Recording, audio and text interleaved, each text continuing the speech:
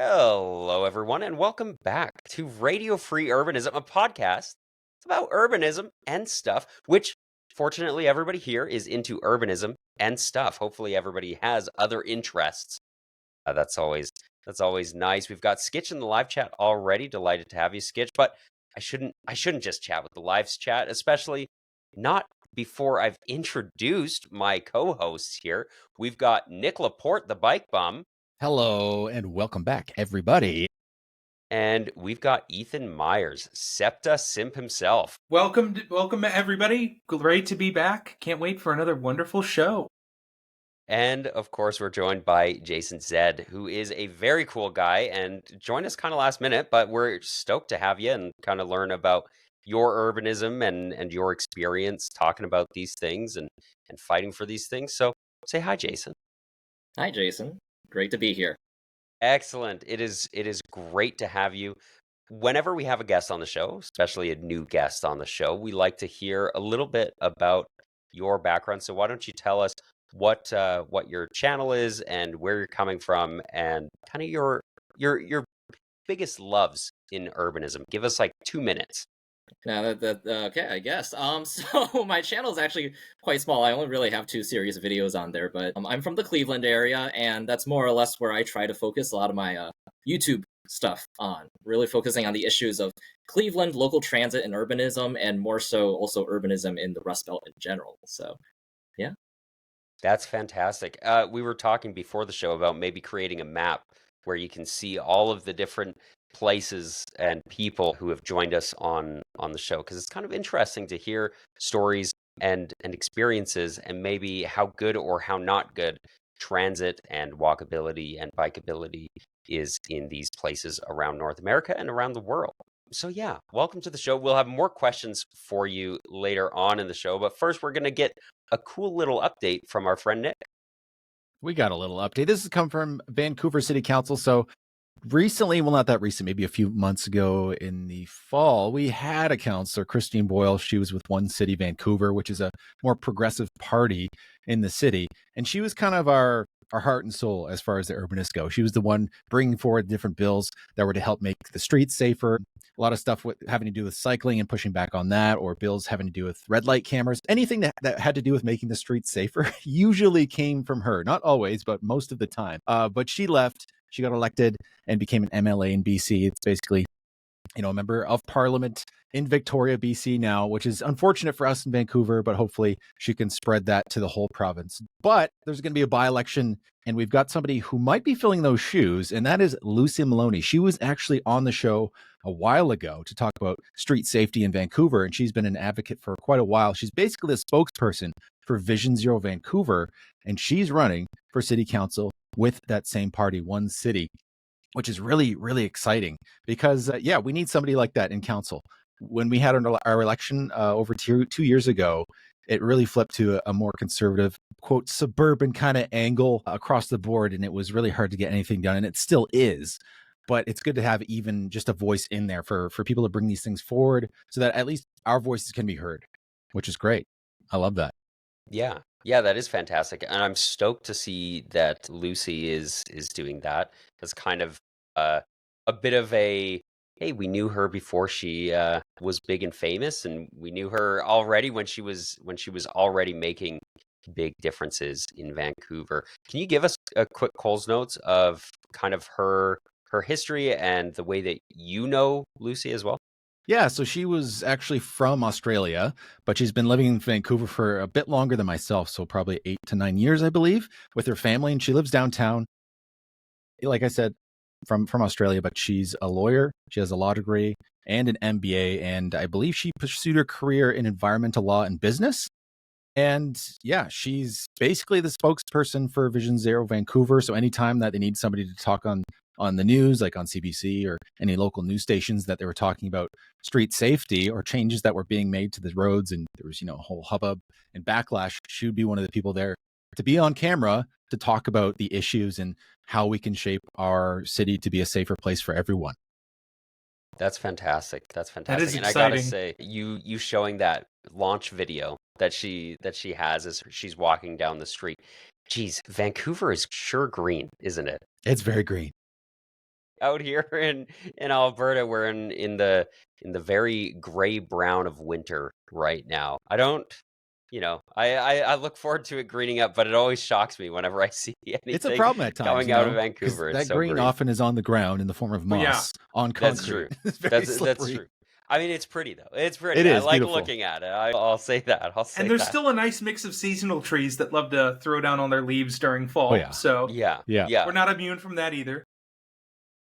Of course. Yeah, actually that's kind of risky when you're talking about cycling. Leaves can be a thing. But yeah, that's great. We wish Lucy the best, and we'll put a link to that video where Nick interviewed her on Radio Free Urbanism as a bonus episode. We'll have a link down there in the show notes for people to check out. And on that update, on the color green, actually, I've got a little update about the green line here in Calgary. So City Council has approved and will carry all of the risk for the new green line alignment. People who have been following this for a little while will know all of the drama that has surrounded the green line, and that the plan was originally to go downtown underground. Right. This was largely deemed to be the best option. This was deemed to be the best option by the engineers who were working on the project, the people who did the studies, also by the citizens who were engaged in this project. But of course, as we know, a few months back, even after the province, specifically Minister of Transportation Devin Dreeshen, said that Calgarians could bank on it regarding the money that was set aside for the Green Line project, specifically for the alignment that went underground downtown, they reversed course, spent $2.5 million getting a separate report, a report that has been largely redacted, and a report that kind of they shoehorned to say, actually, we're going to do it above ground now, even though now we're at 5% design work, and which doesn't really instill confidence. But Calgary City Council has voted to go ahead with that alignment, despite the opposition, despite the evidence showing that the best option was to go underground. But of course, our hands were kind of tied. The province tied their funding to this new above ground alignment, this overhead above grade alignment. They tied their funding to that, and the federal funding runs up in 2 months. So we had to get started, and this is looking like the direction that it's going. So we'll I guess we'll continue to monitor it. We'll see how that goes. But yeah, I wanted to do a little update because it was news, and it continues to break my heart. So at least they're not going at grade. You can at least. No, they're not going at grade. That wasn't really ever an option because of it has to cross 7th Ave, which is where the red line and the blue line cross the city east-west, and the green line will go north-south. And just with the capacity, like 7th Ave is already at capacity, you wouldn't be able to run trains going north-south as well as east-west, just based on that capacity of those roads and those stations. So yeah, it's a whole thing. It's a whole thing. People are very frustrated. Some people more than others. Some are just happy that it's getting started. Some feel like this is the best option. Some feel like we've been betrayed. Some feel like this is going to make things way worse. But of course, it is all yet to be seen exactly how it's going to shake out. And I think it's one of those situations where we all have to make the best of a shitty situation. And this is one of those reasons why, we need people like Lucy Maloney and like myself running for city council as well, right? Like, this is why, because these decisions matter. And when these decisions are made, we all have to just sit and live with the consequences, right? Even if we sit back and think, I could have done better, I could have known better. That's why you need to get involved.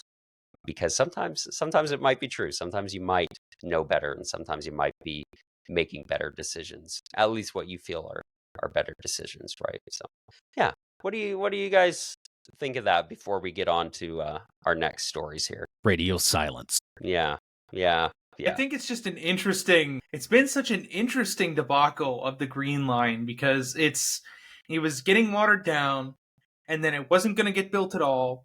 And then it's come back onto the table, and it's going with a different alignment now with additional studies. It just feels like there's so much complicated bullshit that is just keeping this project from being built. And it's mostly political at the end of the day when it comes down to it on the provincial level. But it's so frustrating to the people that could actually be using that to benefit their daily lives. Yeah. Yeah. I mean, make no mistake, Calgary City Council could have done a better job on this, for sure.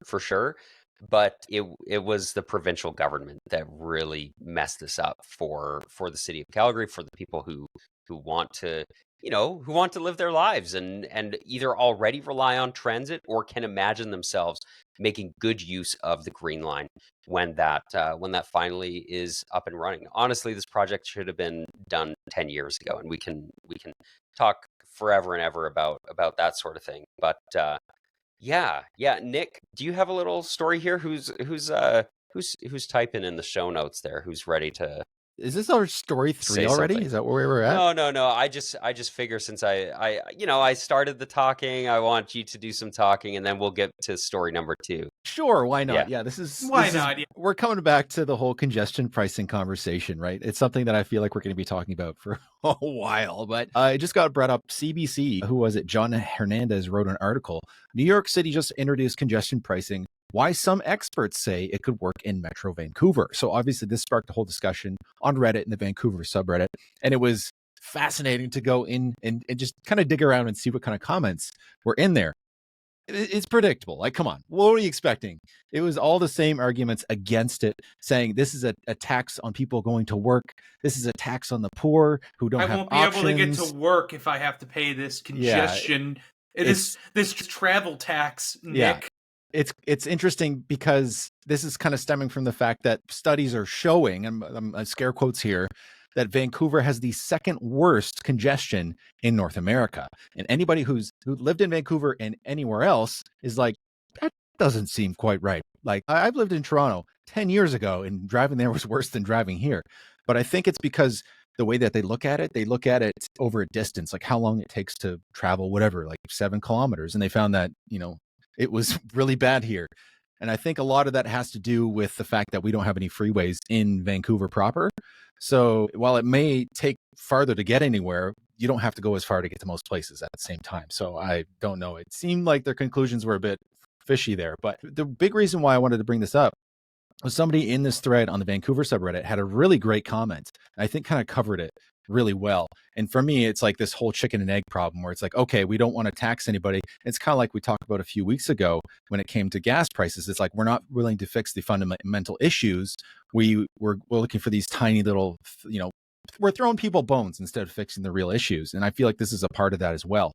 But anyway, this comment here is from Much Neighbor 171. And they said, congestion charges are how do you say that? Anybody help me? Pigouvian?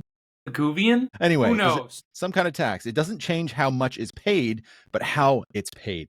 Now, congestion is paid for in the form of higher infrastructure spending, lost productivity, higher fuel usage, etc. The congestion charge just makes people pay up front. And this is very much the same as when we're talking about a carbon tax. It's the same thing. It's just the way you look at it. It's all about the framing, right? You're paying for usage. Like as it stands right now in most of North America, the way we fund our streets, roads, and highways is everybody pays for it, right? The drivers themselves are getting subsidized more so by the people who don't, all else equal, right? And that's the same thing here. So they said, additionally, combining housing and transportation costs are lower in the core. Higher down payments are definitely a barrier to living in the core, but poor people generally rent. The rest is dependent on specifics and implementation. Congestion charges typically apply to those driving in peak hours in peak directions, or at least much higher for peak hours, peak direction trips. This means that the people most impacted by congestion pricing are white-collar workers who are working downtown. If you have a short commute to a local retail job, you pay much less. If you commute into downtown restaurants for an evening service, you will pay less, etc. In my opinion, congestion charges are much more fair than fuel taxes and property taxes, which I agree with. Obviously, coming from our perspective, most of us, I don't know about you, Jason, do you drive? I do drive, yes. I do commit that Probably because you have to, right? But most of us on this show either don't have a car or don't use it very often. So obviously there's some bias there. But I don't know. What do you guys think? Like for me, when I think about myself and my changing position, say I have to move somewhere where I have to drive my car a lot more often, I feel like I'd still be in support of these things. Maybe that's just my own biases in digging my heels in, but I don't know. What do you guys think? So I want to clarify first. I went to Investopedia and typed in Pigouvian Tax, and that means a tax on market transactions that create negative externalities or adverse side effects for those who are not directly involved in the transaction. Love it. Yes. So like tobacco tax, alcohol tax, anything, those are Pigouvian taxes. I love Pigouvian taxes, but you know what? Who don't is the taxpayers and people who are voting usually, right? Like when you try to bring this stuff in, some people are supportive. A lot of people are not. And I think that's a big part of why Justin Trudeau has not been popular, especially why the Conservatives have been so good, or at least why they focus so much on the carbon tax, because they know it's unpopular. We've talked about this before. Like we talked about the whole removing bike lanes thing. Why is Doug Ford doing it? Because it's popular, not because it actually fixes anything. Same with the carbon tax. Why do people want to get rid of it? Because they don't like it, not because it actually affects them overall worse than if it wasn't there. Yeah. And most people are better off. And there also tends to be a pretty large status quo bias, right? Like even if things aren't ideal the way that they are, right? It's familiar the way that they are. It's honestly probably a lot of the same reason why people, tend not to go to the doctor. Because if I go to the doctor, what if I get news that is going to change the way that I live my life? Or the doctor might say, you need to eat healthier. Well, but I don't feel like eating healthier, right? You don't like hearing that. You don't like hearing that news. Or what if you have to take a new medication? Zero side effects or anything, but it's a change in my life, in what I'm trying to do day to day, right? And so there's always this status quo bias. And of course, a lot of these things will then become status quo. And then we just get used to that, right? DUI laws. Right, exactly. Like there was a huge issue when it was like, hey, you can't drive while drunk. People had a huge issue with that. Seatbelts. Even though now, even seatbelts, seatbelts, those are right? big ones. Smoking is another one, particularly in like Anglo North America, right? Where we're kind of like, we just don't do that. And then I go over to Europe, I'm like, what are these people doing, right? Like, because we're just, this is the way that we do things, right? And so that always creates a lot of friction when you're trying to change anything, even if it's for the good, sometimes even if it's popular, even if people like something, it can still be difficult to make the change because, I'm comfortable, right? Yeah, I think that's that's interesting. What do you think, Jason? Give us your expertise on everything congestion pricing. Everything congestion pricing. That's gonna be a tough one because I am in Cleveland where we basically have no congestion. Like the only time you see traffic is if it's really snowing outside and people just crashed everywhere onto the highway. Right. But yeah, I like to view congestion pricing kind of like how we do parking, It's easy to catastrophize the negatives of it, but if you think about it, congestion pricing means there's more space to drive. In that way, that should also save a lot of money that would have been lost stuck in traffic. So, if you like finding parking at a parking lot and it's heavily used, then you price the parking. Why not do the same thing with our roads? Right. Yeah. It'd be nice if we could all get on board with the parking too, because we do that with parking lots, but not actual street parking in a lot of cities. It's crazy. Right. It's also hard to think about implementing congestion prices in places that don't have congestion. Yeah. Absolutely. Yeah. And I'll read Skitch's comment here in the live chat, which, reminder to folks, if you want to join the live chat, we record these shows Wednesday afternoons, evenings, depending on what time zone you're in. And you can join the live chat by going to patreon.com/radiofreeurbanism. And for as little as $1 a month, you can join us here and join us in the Discord server where you get to chat with people like Jen and Austin and Skitch here. So Skitch says, I had to take an urban economics class to get my master's in planning. And we learned about congestion pricing, Pigouvian taxes, and dynamic parking pricing. I will always support any of these measures to make drivers pay for the externalities they cause to society. I wish more people could learn about the economics behind our transportation system so that they wouldn't be so opposed to congestion pricing. And I'll say here, that's a great comment from Skitch. it's not always just about learning about things. People also have to have, they have to have a reason to agree to something as well. They can't just kind of look at a graph. You can't just show them a graph and expect everybody to get on board with it. But I do think this is an area where we could maybe do some better communicating, right? It's the same thing that I'm talking about with like the geometry of transit, right? The reason you need transit in your city is just because of the geometry of cities. It's not even take out any environmental concern, take out any like cost concerns, take out all of that.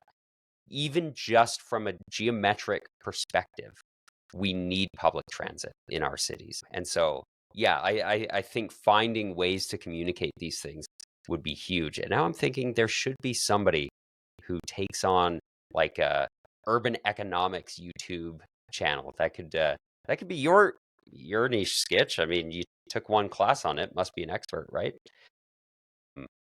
Yeah, I think that'd be rad. It's true. Yeah, more of an expert than I am. I'll make Urban Avenues do it.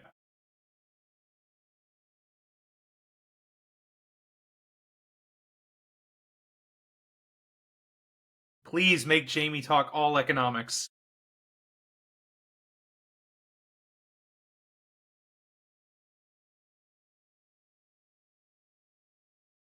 No, I think that's pretty much it. I was just thinking about how traffic in Vancouver is in general, and I know we had on Dennis Agar, geez, my brain fart, from Metro Vancouver Transit Riders Union, and he was talking about Vancouver and the traffic situation. I love bringing this one up, is the fact that over the bridges, so the Lionsgate Bridge and the second narrowest bridge, so they connect the mainland to the North Shore, that the traffic peaked over 20 years ago over those bridges. So whenever somebody says traffic in Vancouver is getting so bad, you just have to bring those things up. And then if they really want to get into it, you can start talking about the localization of trips that happened and why the traffic has peaked is because there's more things to do over there. And people don't have to come over to get to Vancouver for whatever, whether that's jobs or things they need to buy or events or whatever. And yeah, anyway, that's it. It's simple. You need a 20-lane bridge to connect North Vancouver to downtown. Anytime people say they're like, no, I'm just like, no, we're not expanding the bridges, guys. Let's not do geometry, you guys. Yeah, exactly. Yeah. It's simple. You make more space for cars. Yeah. Easy. Or we could do more space for people. Can we just like show people? Can we just like grab them by the scruff of their shirt and just be like, all right, let's see. Let's look at the bridge. Wow, the bridge isn't moving. We must need a wider bridge. Has nothing to do with the fact that we're all clogged up here downtown and we can't make the streets in our town wider. Like, come on, guys. Smart out. Yeah. It's a geometry problem, guys. All right. Well, I've got a story for everybody. Of course, we've talked a lot about the Green Line, which has been mostly depressing news. But we can also talk about the regional rail, the provincial rail, which has been mostly good news. So, Alberta is a mixed bag sometimes. And we do have some good news. Of course, we're still waiting on like the master plan that's anticipated to come out sometime in August, which we're super, super stoked for. And then along the way, the provincial government has been doing a survey. So I'm going to share my screen in a second here, and the article that I'll be showing here is from the Edmonton Journal, and it talks about what Albertans want to see. But first, I have a question.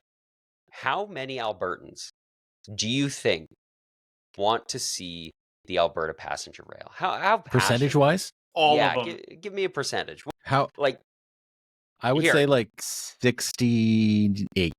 68%? I'm gonna guess like 59%. 59. What do you think, Jason? I was gonna go with 30. I'm very pessimistic. All right, Jason's pessimistic here, and Skitch in the live chat is saying 67%. All right, well, let me share the screen and show you. I'll show you some graphs here about how Albertans are feeling about regional rail. Well, folks, here was the question. Albertans want to see a new passenger rail, and the question was, how soon do they want to see it? As soon as possible. About half of the survey respondents said as soon as possible. And by the way, as soon as possible, you're like, okay, well, that could mean like a decade, right? As soon as possible. But one of the options was before 2030. Wow. Okay, one of the options was before 2030. They want it now.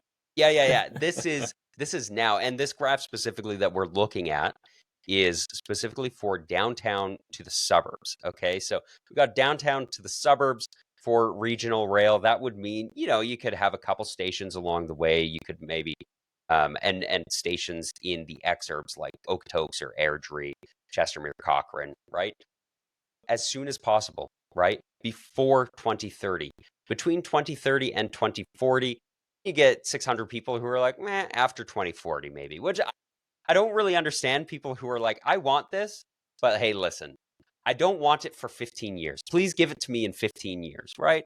Well, and of course, like, if you had all the money in the world, you're going to say as soon as possible, right? Never, only 827 respondents out of over 14,000 said never.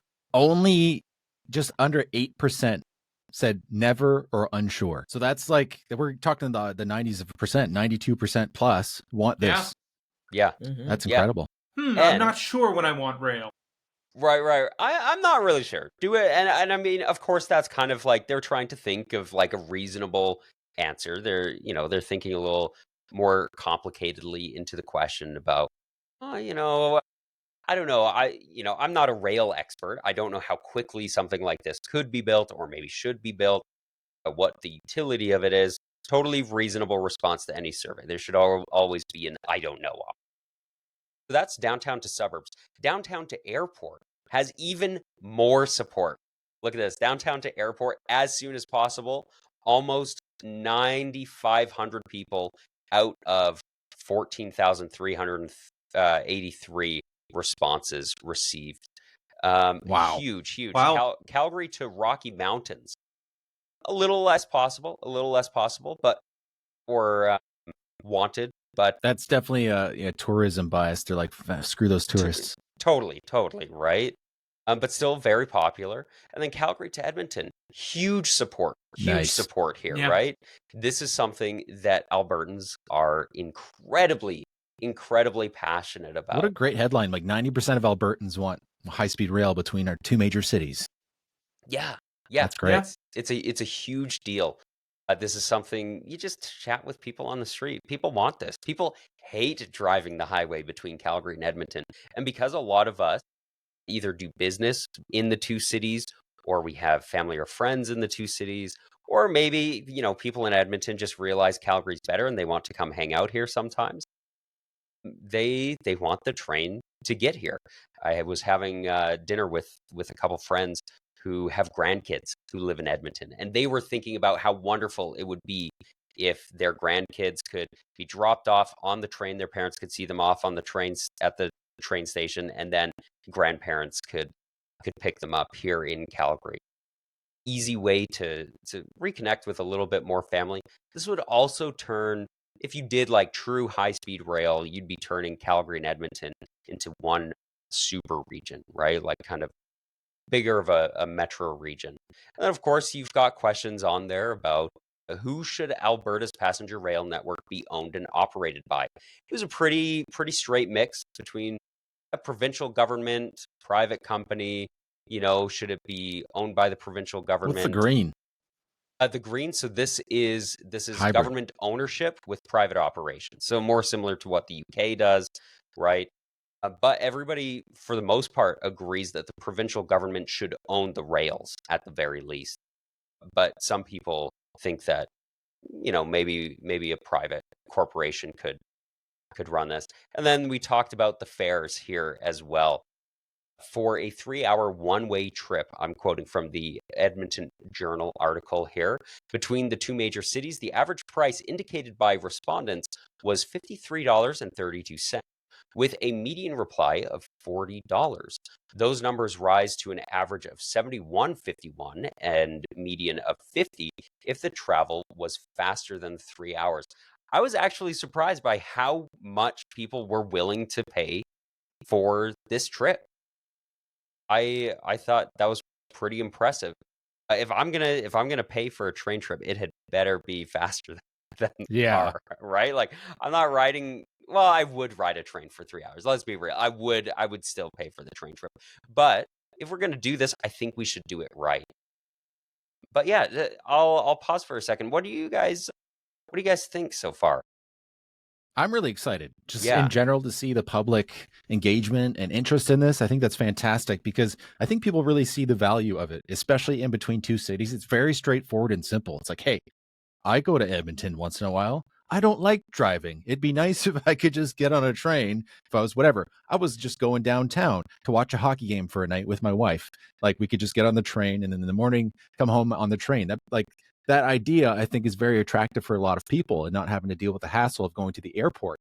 But the prices were definitely interesting. Like you said, I'd like to see that trip. It's like about 4 hours to drive. Is that how much it is? 3 hours to drive. Okay, 3 hours. Yeah. So you'd want it below 2 hours, I think, on a train. That seems pretty reasonable to get that done. Doesn't even have to be like super high speed rail. Like just at an average speed of 150 kilometers per hour. Like that's going to be pretty good. Yeah. Yeah. Yeah. What do you think, Ethan? It's definitely interesting to see. I mean, it's not surprising that people want to train in between places. I mean, we've seen this. Intercity rail is incredibly popular for people, and just regional rail in general. I mean, getting from one city to another by train has proven itself over and over again to be an incredibly popular thing for governments or private companies to do. Now, the interesting thing, is that pricing. I'm actually kind of surprised with how much people are actually willing to pay for that trip. I mean, definitely gets rid of that whole hassle of flying, especially within the same province. That can definitely be incredibly annoying for those short flights where it's almost shorter to just drive. But in a lot of cases, some people can't. So it really is nice to add in that third option that really kind of, gives both other options a run for their money in terms of getting between places. And in terms of getting around the province, very exciting for that too, because you don't need that to be high-speed rail for it to be successful.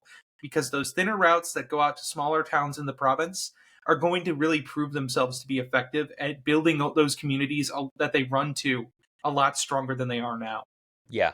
So I'm pretty optimistic about this. Jason, I'm not sure how familiar you are with Alberta or Calgary or Edmonton or anything, but what do you think about this? Can Alberta be a leader in regional rail in North America? I mean, when you're talking about the story, all I could think of was back when I lived in St. Louis. We were within a slightly further distance, I think, from Chicago, but we have higher speed rail there. And that, while it's about roughly as long as driving, there's massive demand on that. The trains are always booked out. It's a great route.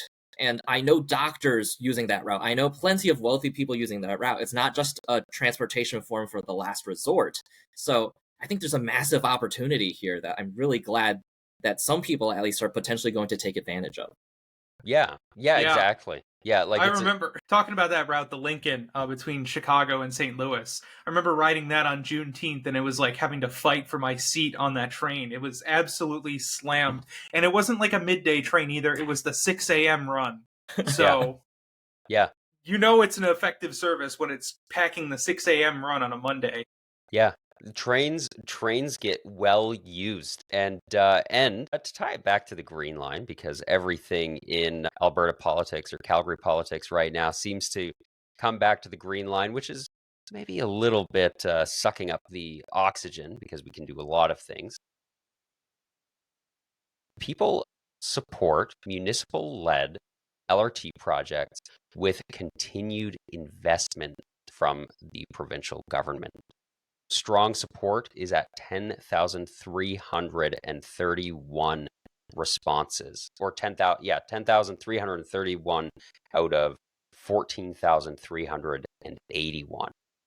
Strongly support the provincial government supporting municipal-led LRT projects, because it all ties together, right? We talk about networks and systems and the benefits that these connections have on each other. So I'm optimistic. There are a lot of things I'm frustrated about, but I am optimistic that we're gonna get some decent regional rail here in Calgary and in Alberta. And I'll say too, like with the amount of people who say like build it as soon as possible, like this is something we should have already. It's great to see people wanting it to happen as soon as possible. Yeah. Oh, there was one other thing that I wanted to mention on this as well. And actually, it's a recommendation, so maybe I'll save it for the end of the show. We've got a couple other things we want to save for the end of the show. Nick, do you want to lead us on on our kind of introduction to Jason here? Absolutely. Yeah, Jason, there's a question we always ask people, and it's always my curiosity. It's about the origin story. Where did you come from? Like how did you end up here today, and what got you interested in urbanism in the first place? Sure. The 30-second thing is that Ethan messaged me about like an hour or two ago. Said, "Hey, are you busy right now?" I was like, "No, not really. You want to do something?" Sure. So that's the short story. But a longer story was basically I think I fall into the pretty classic story of someone who went to college, lived in like a car-dependent suburb their whole life, went to college, actually had to use transit for the first time, and went, "Whoa, I don't need a car, and there's a lot of potential here." So that really kicked off my journey into transit advocacy in St. Louis, where I was doing college at. And then after coming back to Cleveland, I continued that advocacy work. And then I also said, why not give this YouTube thing a try? Since I'm thinking about so many random things, you might as well just package it and throw it onto the internet, see what happens. So, yeah. That's fantastic. Yeah. I love that. Well, I think the next question here is from Alex. No, this one is from Austin. The same one every time. Austin in our Discord. He asked the same question of Reese Martin when he was on the show, and that is, what would it take to get you to move to Calgary? If you pay for my housing and you have a stable job for me, I'm going. All right. Wow. Okay. So we know what it's going to take. You hear that, Austin? Start saving your pennies. You got to pay for Jason's housing, and he'll be up here. And then I think this one's from Ethan. Do you want to take this one? This one is from me. Jason, I got a question for you. This is fully up to you how you want to interpret it. Which one do you enjoy better? Metrolink in St. Louis or the the GCRTA in Cleveland? Oh, so this is a very complicated answer. I will say I prefer the Metrolink over the Red Line in terms of its usability, but I will say I prefer the RTA over Metro. And if you want to know why, in St. Louis, the Metrolink, the Metrolink is really good as a rail service. It really is what a metro should be. A bunch of feeder routes feeding into this transit highway. In Cleveland, there's not a lot of feeder routes. It doesn't really get that much use, but the rest of the transit system in Cleveland is so much better. Like when I walked into Cleveland, you could actually use the buses. They run every 15 to 30 minutes. In St. Louis, you're lucky if your bus came every hour. So Cleveland actually feels like a transit city with a transit system. St. Louis, it's got the Metrolink, and that's pretty much it. Yeah, there's one other route. It's the 15. It's the one that goes down Grand, right? Oh, 70. Yeah, the 70 Grand. The 70. Yeah, that's the one route in St. Louis that's like, what, every 15 minutes? Every 15 to 30. Yeah. That's fun. Yep. St. Louis needs better buses. I like these kind of comparisons. Now, I want to hear a little bit about your local transit. You're in Cleveland. Can you tell us, like, what is something awesome about Cleveland from an urbanist perspective that people might not know about, that might be kind of lesser known?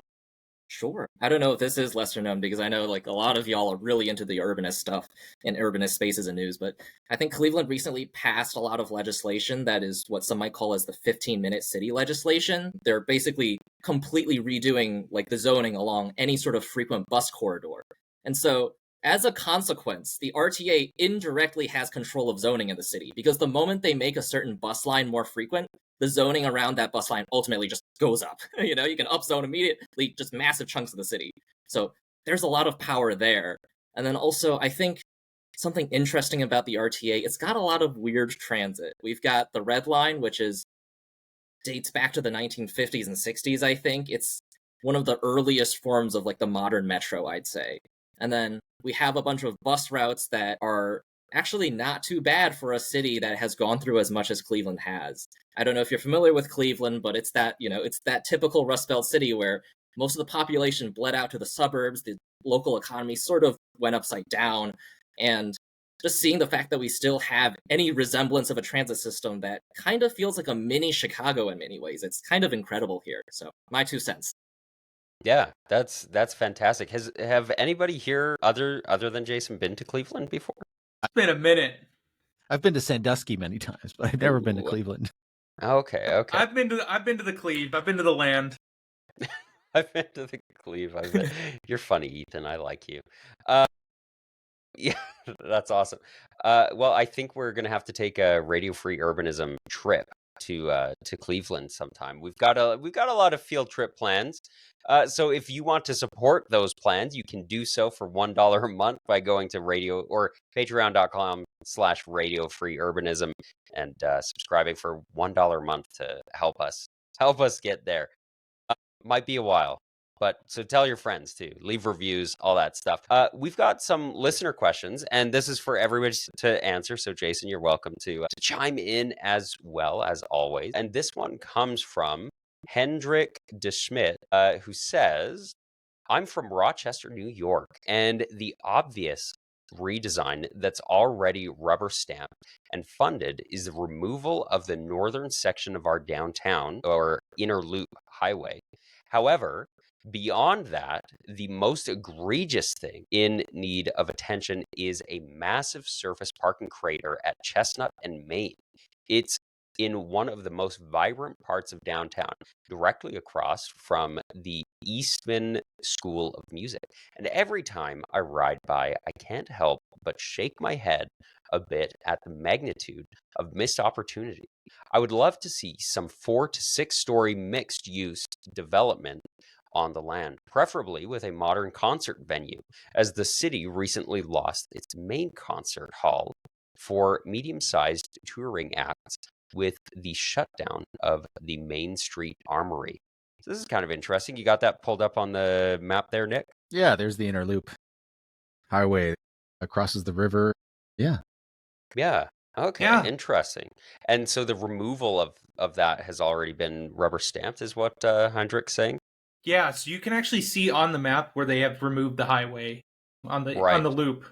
Right. Okay. It's turned in, if you put on like the satellite view, they've been prioritizing some more walkable higher density development along that corridor. I believe it's South Union Street is the specific corridor. You can kind of see it if you scroll down just a little bit to the south. Okay, yep. This area? Yep. Yeah. Yeah, so all that was a highway before, eh? That's true. It was all highway there. All right. Well, that's great to see some change coming to the city, and I'm sure, being in a housing crisis and stuff, there's probably some opportunities there. I do like the idea of having a concert venue as well. I think these there are some interesting opportunities that we have in cities to spread the love as far as venues and stuff goes. Everybody likes kind of like that anchor building that provides some interesting architecture, especially when, a lot of our housing isn't particularly interesting from an architectural standpoint. But then if you have this feature, whether it's a library or, some public building, something that people can appreciate and enjoy. So that's cool. Thanks for sharing. And of course, if you want to share your thoughts, you can send us an email at radiofreeurbanism@gmail.com or drop a comment on this YouTube video. You can There's do that honestly as well. nothing more fun than scrolling in on someone's transit project recommendation in a city I don't think about too often. Yeah. And then seeing it and being like, oh, wow, that's pretty cool. Yeah. Yeah, absolutely. Yeah. Nick, you've got the next one here? Yeah, this is from Reese924, and they asked, where is Ethan Myers? I'm right here. Here he is, guys. He's here. He's back. Thank I missed goodness. one show. It's okay. It's okay, guys. I'm still here. I'm missed still this alive. guy. We miss this guy every single time. All right, well, Ethan, do you want to read our last question? Yes, absolutely. And this comes to us from Jen Hall. And she said, have you used generative AI in any of your urbanism work? If so, how has it helped you? That's quite the question. Have you, Nick? I've used ChatGPT as like an experiment to help write a script, but I hated the process because I found it would give me information that wasn't true. It felt unnatural generally, and just like the flow was terrible. I didn't like it at all. But I use it as a tool to take things apart. Like if for example, if Riverside spits out a bunch of tags and it doesn't part them out with commas that is easy to put into YouTube, I'd make ChatGPT do it, and it does it in a flash. I use it for like that kind of stuff, not for like creative work. Yeah, no, just menial tasks, really. Yeah.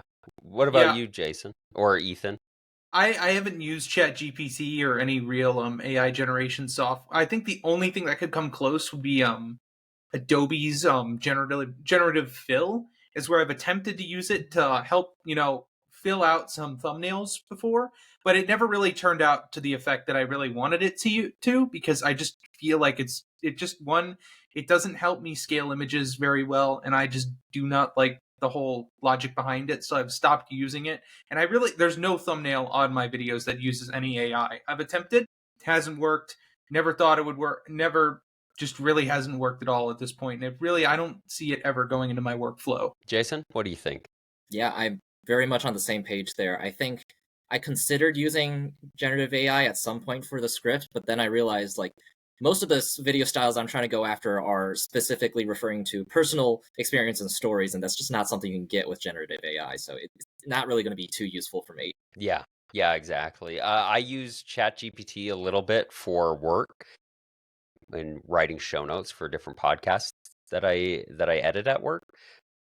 But yeah, like sometimes the information's just wrong. Like I have to go over everything anyways. It just kind of throws it up there, and then I just like go over and correct things and touch it up. The other day, I use it to fix up some timestamps, because I want to put parentheses around timestamps and stuff. So I'll copy paste the timestamps and say, please put parentheses around all of these timestamps, instead of just clicking through and doing it myself. And the other day I forgot to copy paste the timestamps into the prompt, and it just made stuff up. It said 000, and it said da da da, and it gave like a little description about nothing that had to do with anything about what the podcast was about. And then it says 2 minutes and 12 seconds. And then it goes in and says something. And then it says 5 minutes. And this podcast that I had been editing was like 15 minutes. It was a short show. But according to ChatGPT, it just decided it was 35 minutes long. So yeah, it can work, but you got to know how to get the right questions in. Right? Skitch says, my partner uses AI to transcribe the audio from his podcasts into a blog post to accompany the episode. He can ask AI to answer certain questions using the transcript too, which is cool. Yeah, so sometimes you can also say, using the information I have given you, right? Like sometimes if it's, a guest bio I need to write, I will feed it specific information, and I will say, in one paragraph, write a bio using the following information about this person, right? So I put some parameters in there, but I don't use it for any of my creative work. I don't use it for any of my YouTube videos or anything. I just use it at work because my boss is like, here, use this, and I'm like, okay. Yeah, I played around with it for a bit. I love that. Do you remember this? So this is a picture. I used Alex's face, and I was like, vaguely, hey, that's like an uncanny valley. Yeah, Alex. and I was like, try to put this in a situation where it's having to do with pedestrians and feet first. And that's so funny. It's basically kind of Alex's face with just like somebody standing on it. Yeah, like in the concrete. And then this was me. I was like, here's my face. Can you make me like looking really angry on a bike? And I look more excited and triumphant than it's a weird. I love that version of me on a bike. I love that. Yeah, that's so funny. Oh my gosh, it's making me a little bit uncomfortable, actually. Did you rip Nick? Yeah. What happened to your arm? I know, right? Yeah, it's just like really tucked away like a T-Rex or something. Like, yeah. That's so just one funny, arm. Actually. That's so arm. Good. That's so good. Yeah, this is fantastic. Well, we have a few recommendations here at the end of the show. We have a couple things that we want to talk about. First, I want to ask Jason something here. Skitch mentioned in the chat a transit-themed band called Franz that's based in Cleveland. And then you said, OMG, yes, Cam and the Franz are awesome. Can you expand on this? What is this band?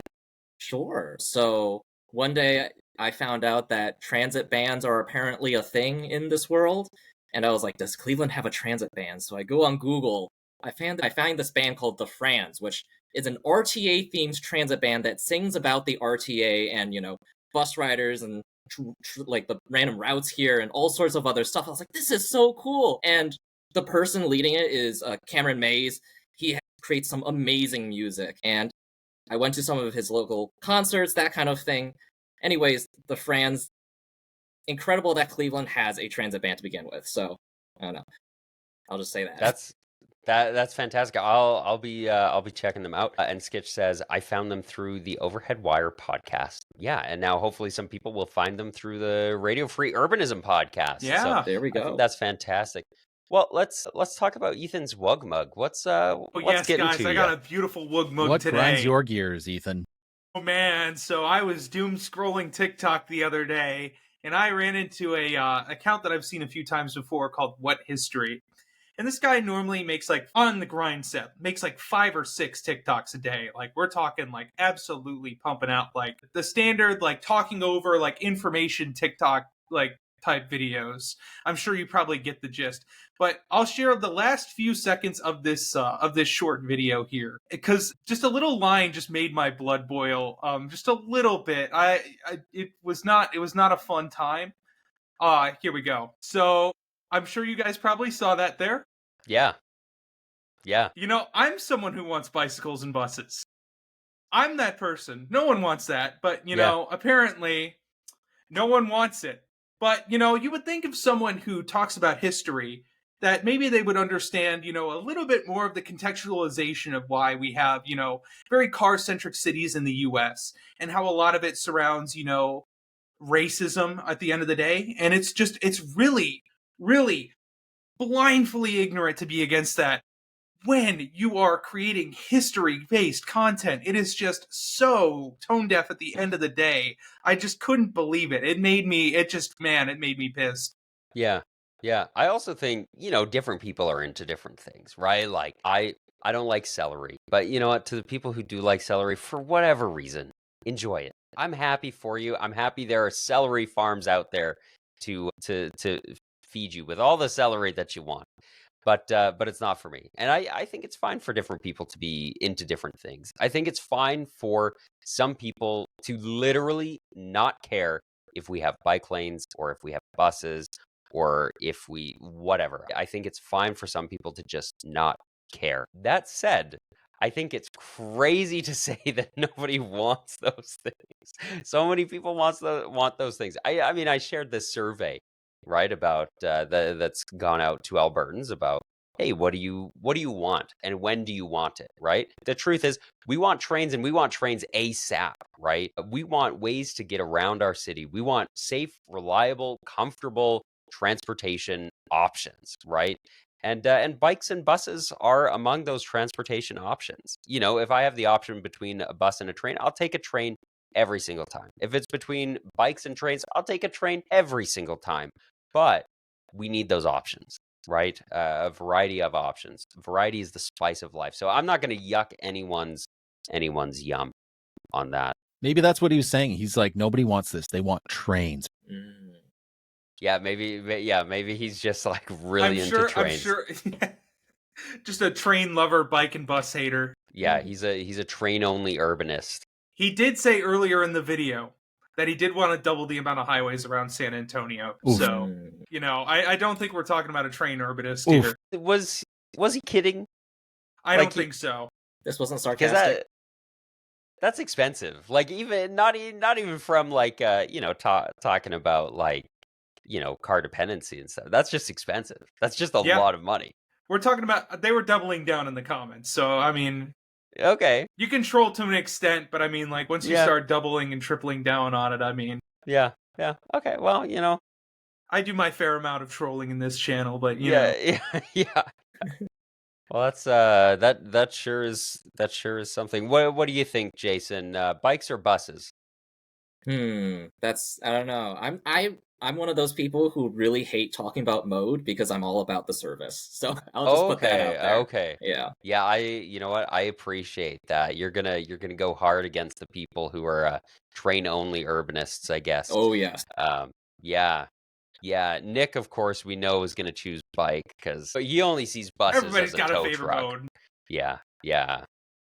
This is true. Buses are only tow trucks. Yeah, at least to Nick. Actually, I got a flat tire the other day, and a bus came by and picked me up. Yeah, I ran over a nail.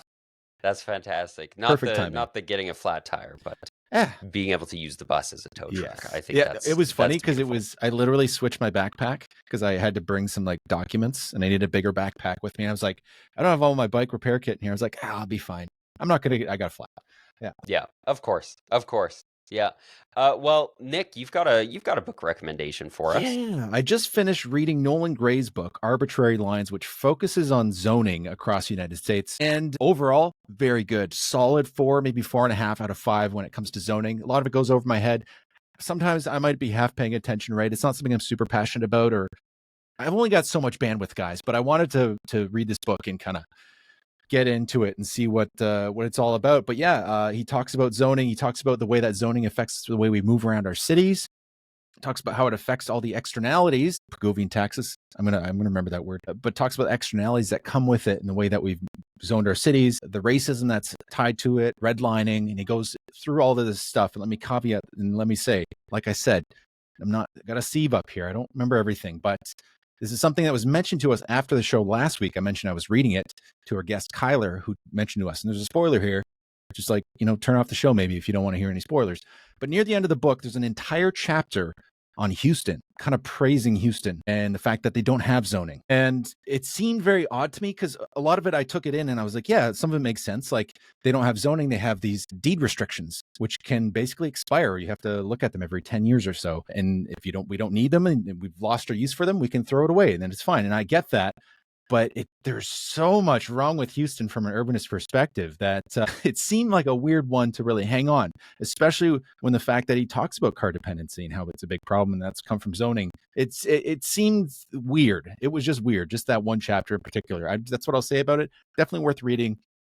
If you're really into urban planning and zoning, I think you should definitely read this book. And I want to hear what other people have to say about it, if they've read it, because it was like, I just had like that look on my face, like, huh, like after most of the chapter, it just seemed kind of odd.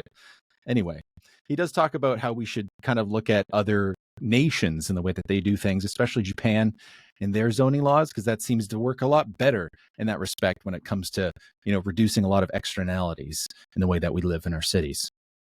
Yeah. Anyway, yeah, check it out. Arbitrary Lines by Nolan Gray. Yeah. I have it downloaded on my phone on audio, so it's on the list. But I've got a book recommendation here. It's called How Big Things Get Done. It's by Bent Flavberg and Dan Gardner. This is probably my favorite book I've read, I've listened to a few books throughout January, and I've read a couple with my very own 2 eyes as well. But this is probably my favorite. This one is, well, it's about exactly what it says, how big things get done. He talks about massive projects.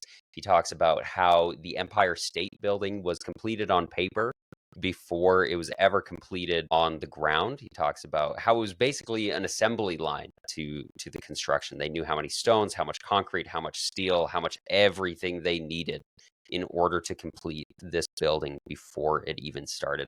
They also talked about in this book the expansion of London Heathrow's airport, because they couldn't shut down the airport during construction. So they had to build everything off site and bring it in. And there were several different companies contracted to work on this project. And they all said they made sure that the workers got everything that they needed so that it could go perfectly smoothly. They made sure that everything was like well organized so that they didn't have to shut down the airport at all, so that it was ready to go when they needed it to be ready to go. They also, even though it was several different companies working on the project, they all kind of came together and said, like, we are team expansion. I forget exactly what the terminal T5, I think, is the terminal that they were working on. But they said, this is what we're doing. We're working on the project. We're not competing with each other right now. We're working to get this project done. And I just thought that was a great example, and I highly recommend everybody listen to it, including maybe the provincial government should give that one a listen and tune in and reconsider the way that they've totally dropped the ball on being a team player on building the Green Line. And then hopefully, as we get the Green Line done, as we build the Green Line, whatever that ends up looking like, and as we get into building regional rail, we can do more of that. Yeah, highly, highly recommend. It's a shorter read. It's not too long, certainly not as long as The Power Broker, which you can see how much space it takes up on my shelf behind me. Jeez. I haven't started it because I'm just like, that's so. It's I've so thought about that one. huge It's and- been like Yeah. come Robert across my Caro did desk. not hold back. Yeah, No, I'm just like, no, it's no. a big one. Let me pull it off for the people watching the video. You can see how big this book is. Okay, It's like what, 700 pages?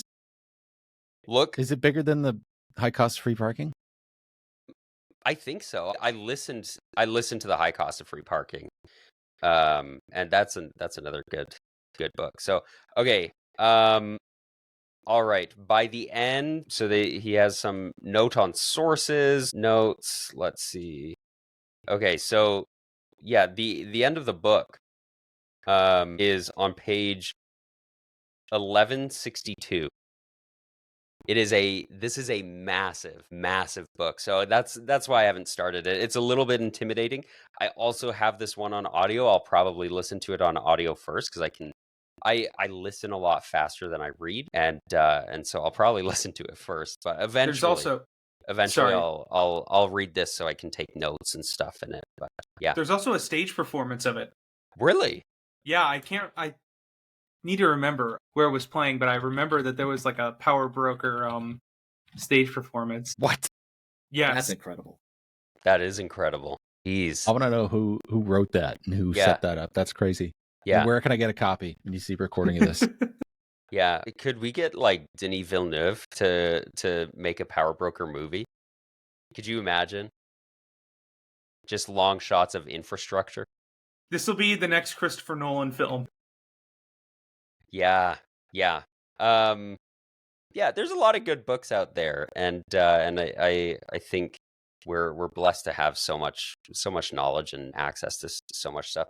Jason, we've all kind of given a recommendation here. Do you have a favorite book or YouTube channel or a podcast that you listen to that you recommend? I mean, there's so many, so I'm just going to say the most recent one. I think there's this book I read called Better Buses, Better Cities or something like that. I've heard of that one. Yeah. Yeah. Basically, it's like a how-to transit advocacy playbook with a lot of great examples. I'm sure that y'all probably already know most of the principles in there, but just having those stories to reference and seeing what success actually looks like really helps out a lot. So, at least for me. Yeah, and I think too, like you're talking about us, like when we're in the space and we talk to people in the space, we know a lot of these things, right? Like sometimes it doesn't come necessarily as a surprise to us, but when somebody goes through the effort to distill it down into a book and that takes you along on the ride and that can surprise you along the way, maybe give you some interesting statistics or stories that you can use in your own communication about these issues. I think it's a unique opportunity. And the great thing about a book is that you can make a recommendation. Ethan, you got that stage play pulled up there? Yeah, it's called Straight Line Crazy. Straight Line Crazy. And where can one go to see this? Who's it by? Like, what are the details? It was written by David Hare, directed by Nicholas Heitner, and premiered on March 6, 2022. Okay. Interesting. Who's this guy who was in it? Ralph something? Can't remember. Yeah. Played Voldemort. Yeah. Wait, Rafe Fiennes? Yes, Is Ralph that- Fiennes. Yeah, Rafe. that's Ralph the guy. Fiennes. It's Rafe. Yeah, he said. Rafe. Yeah, apparently it's Rafe. Rafe? Yeah, apparently it's pronounced Rafe. Have you not? Yeah. English people. Yeah, interesting. That's yeah, okay, that's very interesting. Like an A-list actor to be in the Power Broker stage play adaptation. And to literally be Robert Moses. Really? That's so weird. Do you know what? I can see it. Actually. Yeah. Yeah. All right. Well, this has been good, grand, and groovy. Did everybody have fun today? Everybody, Come on. everybody had a good Always time? fun on Radio Free Urbanism. It's always fun on Radio Free Urbanism. That much is true. Well, Jason, we'll start with you. Actually, well, I'll let Ethan do his thing. I like the way Ethan does. All right. Likes the way I do it, so we'll do it that way. Folks, thank you so much for tuning into this show. As always, I just want to let everybody out there know that if you want to support the show, get access to the show live when it plays on Wednesday afternoons and evenings, depending on your time, or if you want to get early access to the show anytime that it comes out, because we usually drop it a little bit early on Patreon. and some other access to benefits like our Discord, you can join our Patreon for just $1 a month. Thank you for tuning into the show, and we want to thank our guest here, Jason, for tuning in. Jason, do you have any social media platforms you want to plug? Your YouTube channel? Sure, I've got a YouTube channel, Speedbird SPD_BIRD, and then I am on Blue Sky as Kezl. So, yeah, there I am. Perfect. All right. Well, everybody, thank you so much for tuning into the show. Alex, where can the good people find you? The good people can find me at Humane Cities on YouTube and Instagram, and you can find me also at Alex Williams YYC pretty much wherever. Nick, where can we stalk you to? You can find me on YouTube, Instagram, and Blue Sky at Nick the Door. My name is Nick Laporte, and Ethan, take us away. Folks, you can find me on Climate and Transit at pretty much all platforms. I want to thank everybody for tuning in here. Thank our guest Jason here, and as always, train good, car bad. 2 wheels good. And feet first. Mm-hmm.